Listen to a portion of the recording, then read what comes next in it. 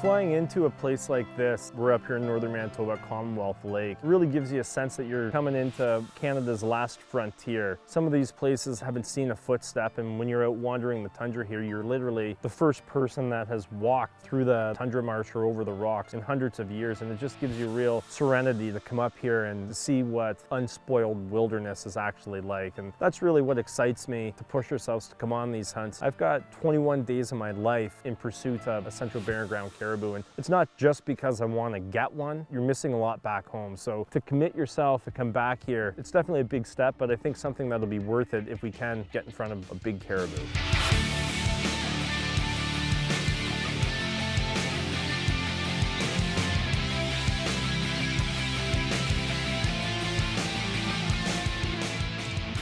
We're in a very remote area. There's no weather stations, really no roads or hydro lines or communities anywhere nearby. Float plane really is the only way to get around or to access such a remote location. Once we're here, we use motorboats to get around the lake, and after that on foot. We gotta find those caribou, look for some high ground, and see if we can spot any movement. Flying into a place like this on a remote 7-day trip, when you talk about going outside your comfort zone, definitely hunting this type of terrain is outside most people's comfort zones. But another thing you gotta get used to is just the camp living. You know, it's a nice camp. It's the only one on this lake, but it's not homes. You've got no hydro, and you've got some generators, and that gives you basically running water and 3 light bulbs, but feels like it's a bit of a castle on the tundra when you roll back into camp that night, or you've got at least a dry shelter over your head, because you never know what the weather can bring. Last year, when Taylor came up, the animals had already moved through and I wasn't able to deliver. This year, I arrived a few days before the season, and I get up to some of my glassing spots, and lo and behold, again, I'm not seeing the numbers I'd like to see, and I'm starting to get nervous that Taylor's gonna come up a 3rd time and I'm not gonna be able to make it happen for him. This is something we've been talking about, and it's a personal goal of mine at this point to connect Taylor with a big trophy caribou. We had seen a few caribou, and I knew that it would just take a little persistent hunting to get it done, and so that's what we needed to do. That's something you've got to understand dealing with a migratory animal is one day there's nothing there, and the next day you come around the same point. You know, that bull of a lifetime can be right there.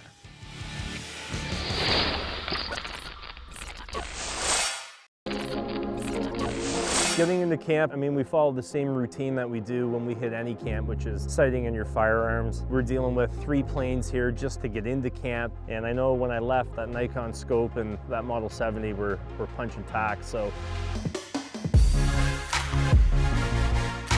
there's nothing like sitting down on the range, take a few shots, and I can't stress it enough. I think that's why a lot of people have bad experiences, or it can be a tribute to miss that buck of a lifetime because they didn't take the 30 seconds, that minute to just sight in their gun. It gives you loads of confidence, and you just know that if you get the shot, you've got the equipment that's properly dialed in to take that shot.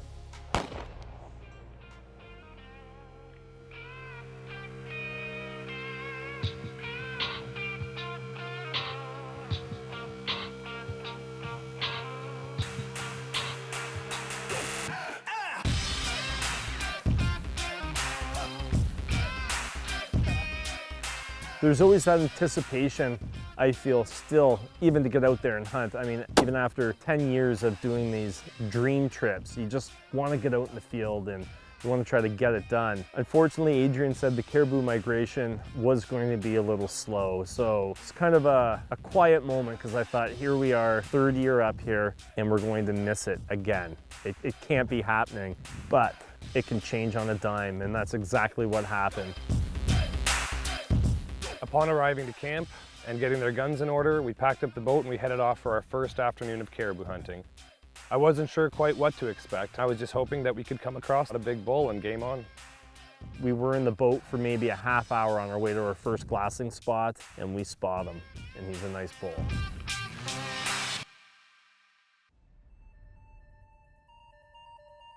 We're not even halfway to our destination to climb the hill to start looking for caribou, and there he was. Big bull, all by himself, skylined on a sandy esker on this island. That moment on, we were high pace. We had to turn around, make a new game plan, see where the wind was going, find a soft landing, try to avoid detection from the bull. It all happened in seconds, and really, that's how fast it can change. Slowly just walk right back to where we were. Does he see us? I don't think so. Let's just make a plan. I was speechless. This was, you know, if we hunted hard and played this smart and pulled this stock off, it could work. How far can they see movement? Far. We did our best to be quiet and stay low, but it's an old bull, and I think he noticed us, and he became a little invasive. He's gonna go left. We really should intercept him up there somewhere. We closed the distance again and again. That game of cat and mouse ensued for about an hour. I think he's gonna swing down around here, Taylor. Let's just take cover by these rocks and have a look.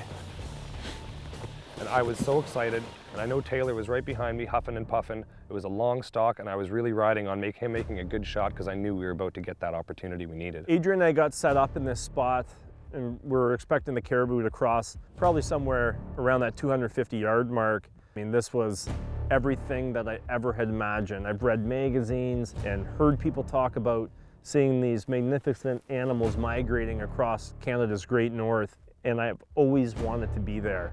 It was around 200 yards, slow walk. Taylor said he felt comfortable. I gave him the green light. Now it was time to make the shot. There's so many doubts that go through your mind. Your mind just goes a mile a minute about how this is going to play out. That's one of the minutes where you really have to have trust in your gear. This was going to be my shot of a lifetime, and to have this bull working from right to left at 250 yards, now it came down to just being able to make the shot. And that goes back to trusting your equipment, get your nerves under control, and good things will happen.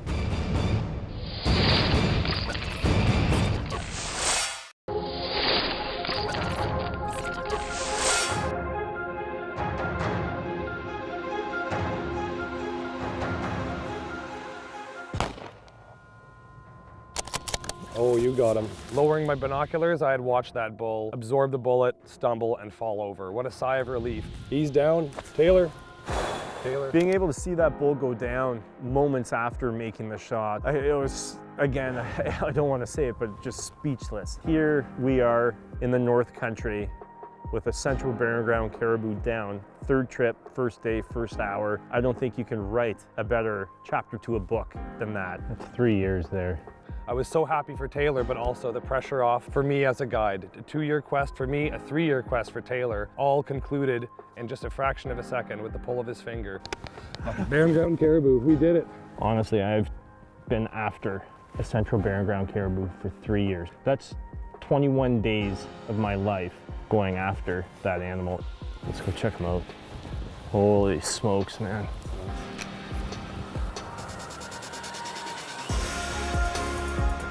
There he is. This is crazy. Holy smokes. Looks good, Taylor. Holy smokes. That's a central barren ground caribou right there. 3 years I've gone after this animal. And for anybody that says like caribou hunting's super easy, it's a hunt.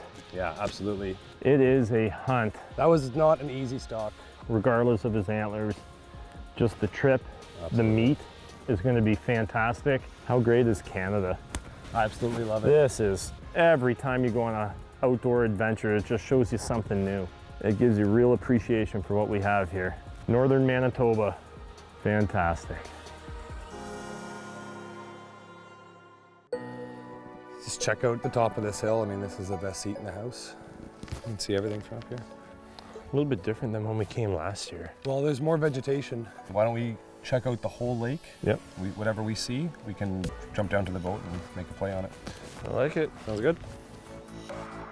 Sometimes you find certain plants that have like more berry than bush.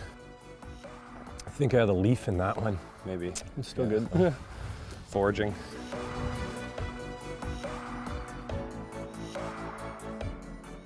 Bones off a fox den. It just also shows you not only the importance of the caribou migration back for the settlers and the native people that were up here relying on the migration to feed them, but you've got everything right down to, got a fox den here, so as the caribou come through, you know, older, weaker animals can't make it. They pass on, foxes and wolves eat, but they're also raising a family too. So everything up here, this part of the country, is based on the migration, based on food and just survival. Caribou sustain a lot of animals. Going into later in the hunt, we knew we were gonna encounter bad weather. We still had another caribou tag to fill in. Whether we're gonna get a second animal on the ground or not, I consider the trip a success, but we're going to gear up, head out there, and see what real hunting's all about.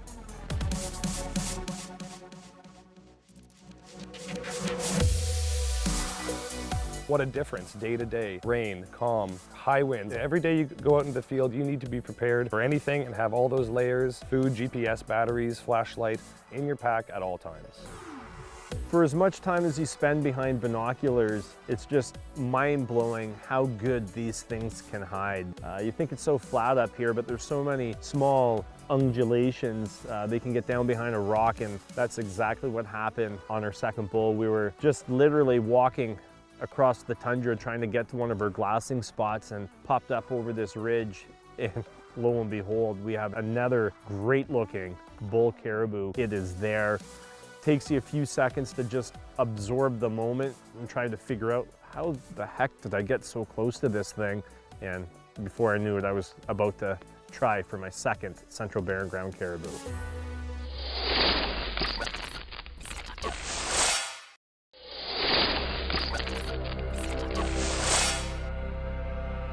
Just cresting the ridge to get into a copse of trees on the other side to get some shelter from the relentless weather. Boom, there he was. We walked right into him. I mean, literally, it was 20, 30 yards archery range, just in an open rocky pasture. There was this bull standing there. The fog was so thick that we really couldn't even see 100 meters. Like, what are the chances? And lo and behold, we have another great looking bull caribou. I mean, you couldn't have wrote a better script. Things were just on our side. We had lady luck in our back pocket, and before I knew it, I was about to try for my second central barren ground caribou. What else can you say? When it comes down to hunting, sometimes you're hot, sometimes you're not, and that's one of the things I think keep you coming back or keep me coming back. There's always going to be those highs and lows, and you just gotta ride out those lows, and sooner or later you'll be on top looking down and you're on top of the world. Things just work out. It's always a rush of emotions when you approach a big game animal you've been pursuing so intensely, and that's exactly what happened. We got there, we were flooded with emotions and feelings that we were able to capitalize on yet another beautiful bull, and it was at that moment that we just stood up and appreciated where we were. What a rugged place, what a inhospitable landscape. I mean, it was almost like being on a moonscape on this Martian planet, so far from everything. Reality sets in. We had to be safe, we had to make good time, we had to watch the weather, and we had to salvage this caribou and not leave anything to waste.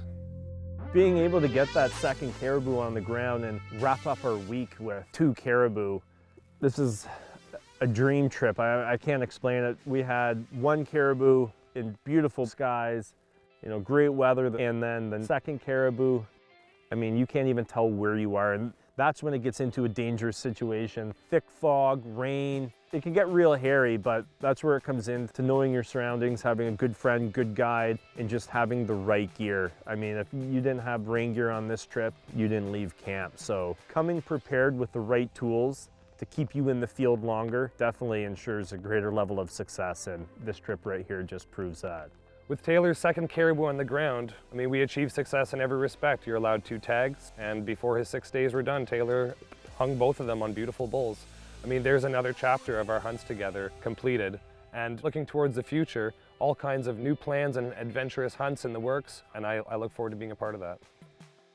One thing that's important to appreciate as a hunter is just the tangibility of a big game hunt. You know, you walk up and there he is, like he's lying there in all his glory, and that's what it is. It's the circle of life. Being out here and hunting, we're assuming the role of the alpha predator, sort of in the shoes of a wolf, and we're not going to let this go to waste in any way. That meat is going home with Taylor, and I have a sense of pride knowing that he's going home with this quality, free, organic, lean protein to feed his family. We're able to be selective, and that's where being a hunter and touching on all the bases of conservation are at play. These hunts aren't cheap, you know, to go on, and these are conservation dollars being generated by a resource as wonderful and magical as barren ground caribou. Looking back on this trip and being able to come out of northern Manitoba with 2 caribou, I'm extremely happy, but at the same point, it's hard to understand how a hunter feels, because yes, we came up here and we harvested 2 good bulls, and that was definitely one of our objectives, is to walk away out of here with a bunch of healthy caribou meat.